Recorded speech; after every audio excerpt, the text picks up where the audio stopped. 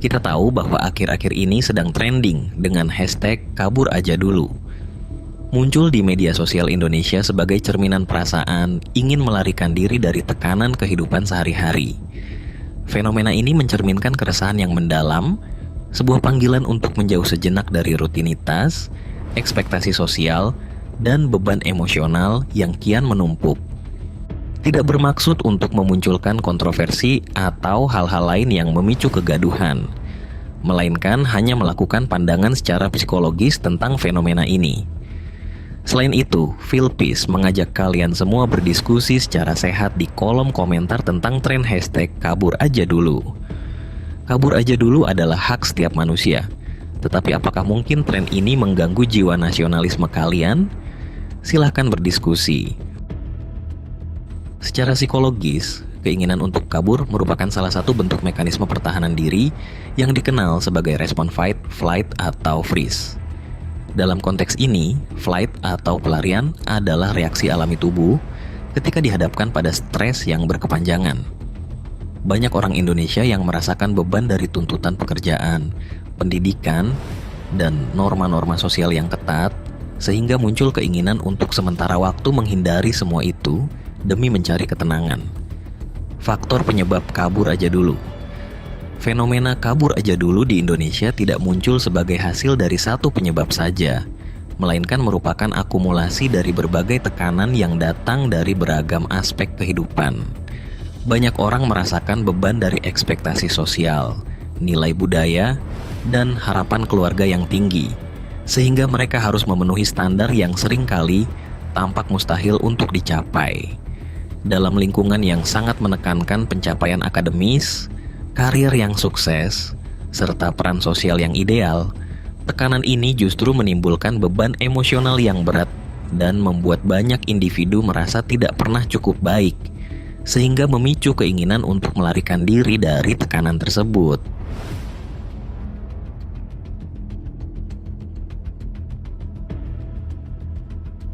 Selain itu, tekanan di tempat kerja turut memberikan kontribusi signifikan. Banyak pekerja di Indonesia dihadapkan pada jadwal yang padat, target yang terus meningkat, serta persaingan yang ketat, yang bersama-sama menyebabkan kelelahan fisik dan mental atau yang dikenal dengan burnout. Kondisi ini membuat mereka kehilangan energi dan motivasi, sehingga mencari pelarian sejenak dari rutinitas yang melelahkan tampak sebagai satu-satunya cara untuk mendapatkan kembali keseimbangan dan ketenangan batin. Perasaan tidak dihargai dan diabaikan juga memainkan peran penting. Ketika segala upaya dan kerja keras yang telah dilakukan tidak mendapatkan pengakuan atau apresiasi yang pantas dari atasan, keluarga, atau lingkungan sosial, perasaan frustasi dan ketidakberdayaan pun kian menghimpit. Rasa bahwa diri tidak memiliki nilai dan kontribusi yang dianggap remeh membuat seseorang terdorong untuk mencari jarak dari lingkungan yang dianggap tidak mendukung pertumbuhan emosionalnya. Konflik internal serta luka emosional yang belum sembuh juga merupakan faktor yang berpengaruh. Pengalaman masa lalu yang menyakitkan, seperti konflik dalam keluarga, perpisahan yang menyakitkan, atau peristiwa traumatis, sering meninggalkan bekas mendalam dalam jiwa seseorang. Luka-luka tersebut membuat realitas hidup terasa berat dan penuh dengan kenangan pahit, sehingga individu lebih memilih menghindari situasi yang dapat mengingatkan mereka pada rasa sakit itu. Dalam keadaan demikian, pelarian menjadi suatu mekanisme sementara untuk menciptakan jarak dari realitas yang menyakitkan, memberi ruang bagi penyembuhan secara perlahan. Di samping tekanan emosional dan konflik internal, kebosanan serta perasaan stagnan akibat rutinitas yang monoton turut memicu keinginan untuk kabur. Banyak orang merasa bahwa kehidupan mereka hanya dipenuhi oleh pekerjaan, tanggung jawab, dan aktivitas berulang yang membuat mereka kehilangan semangat dan gairah hidup. Secara keseluruhan, faktor-faktor seperti tekanan sosial, beban kerja yang berlebihan, kurangnya apresiasi, luka emosional yang mendalam, dan kebosanan dari rutinitas saling berinteraksi dan memperkuat satu sama lain, menciptakan situasi di mana keinginan untuk kabur aja dulu muncul sebagai respon alami terhadap beban yang terus menumpuk. Meskipun pada awalnya keinginan tersebut mungkin hanyalah upaya sementara untuk mencari kelegaan dari kelelahan emosional untuk memulihkan diri, sehingga pada akhirnya menjadi seruan dan mencari solusi yang lebih konstruktif dalam menghadapi tekanan hidup. Kabur itu pelarian sementara atau solusi jangka panjang? Di balik hashtag kabur aja dulu, terdapat dua sisi yang perlu diperhatikan. Di satu sisi, kabur secara sementara dapat menjadi strategi self-care yang efektif. Mengambil waktu untuk beristirahat, menjauh dari situasi yang menekan, dan merenung dalam keheningan dapat membantu memulihkan keseimbangan emosional dan mengembalikan semangat untuk kembali menghadapi tantangan hidup. Namun, jika kabur dijadikan pelarian jangka panjang tanpa adanya upaya untuk menyelesaikan akar permasalahan, hal itu dapat menimbulkan siklus penghindaran yang semakin memperburuk keadaan. Tanpa konfrontasi dan penyelesaian, masalah yang mendasarinya tidak akan pernah sembuh, melainkan akan terus mengintai dan semakin menekan mental seseorang. Menyikapi fenomena kabur aja dulu. Dalam menghadapi fenomena kabur aja dulu, penting untuk menyikapinya dengan cara yang konstruktif agar keinginan untuk melarikan diri tidak berubah menjadi pelarian yang merugikan. Langkah awal yang sangat krusial adalah meluangkan waktu untuk melakukan perenungan diri secara mendalam. Hal ini melibatkan introspeksi jujur untuk mengidentifikasi pemicu utama keinginan tersebut. Apakah tekanan berasal dari lingkungan eksternal, seperti beban kerja atau tuntutan sosial? Ataukah berasal dari konflik batin dan perasaan tidak puas terhadap diri sendiri? Dengan memahami secara mendalam akar penyebabnya, seseorang dapat menentukan apakah yang dibutuhkan adalah waktu untuk beristirahat atau pendekatan baru dalam menghadapi tantangan yang ada.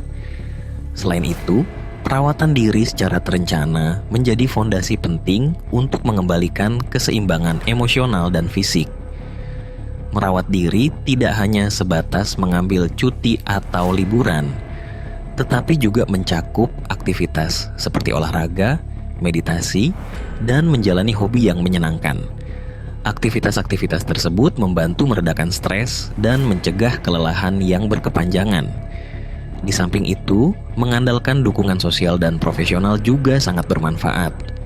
Berbagi perasaan dengan keluarga, teman, atau profesional seperti psikolog dapat membuka perspektif baru dan meringankan beban emosi. Sementara diskusi terbuka serta keikutsertaan dalam kelompok dukungan dapat menjadi sumber inspirasi dan solusi untuk mengatasi tekanan hidup. Mengatur prioritas dan menetapkan batasan juga merupakan strategi yang efektif. Perasaan terbebani oleh berbagai tuntutan seringkali menjadi pemicu utama, sehingga penting untuk mengevaluasi kewajiban dan menentukan apa yang benar-benar penting. Dengan demikian, kita dapat belajar untuk mengatakan tidak pada hal-hal yang tidak mendukung kesejahteraan, menciptakan ruang pribadi yang lebih sehat, dan mengurangi beban yang dirasakan. Di samping itu, mengembangkan keterampilan resiliensi sangat penting agar kita mampu bangkit kembali setelah mengalami kesulitan.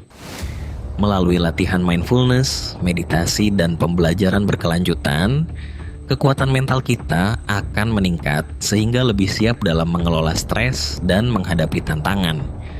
Menyusun strategi jangka panjang juga tidak kalah penting.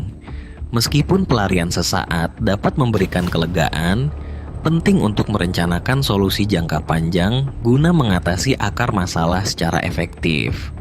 Evaluasi tujuan hidup secara berkala dan pembuatan rencana aksi yang terukur merupakan langkah konkret untuk menghindari terjebak dalam pola penghindaran yang hanya bersifat sementara.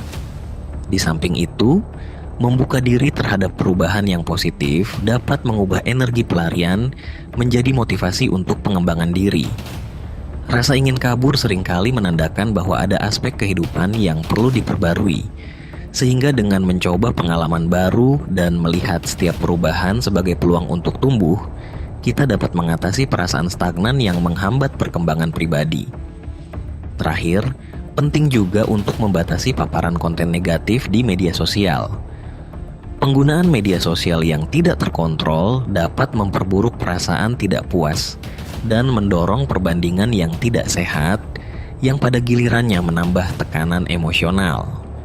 Mengatur waktu penggunaan, melakukan digital detox, serta memilih konten yang memberikan inspirasi dan dukungan positif adalah langkah-langkah yang dapat membantu melindungi kesejahteraan emosional. Dengan pendekatan yang holistik dan terencana, fenomena kabur aja dulu dapat disikapi sebagai sinyal untuk melakukan perawatan diri dan pengembangan pribadi. Silakan mengambil langkah dengan bijak. Berhati-hatilah dalam membuat keputusan. Bahagiamu ada di dalam dirimu sendiri.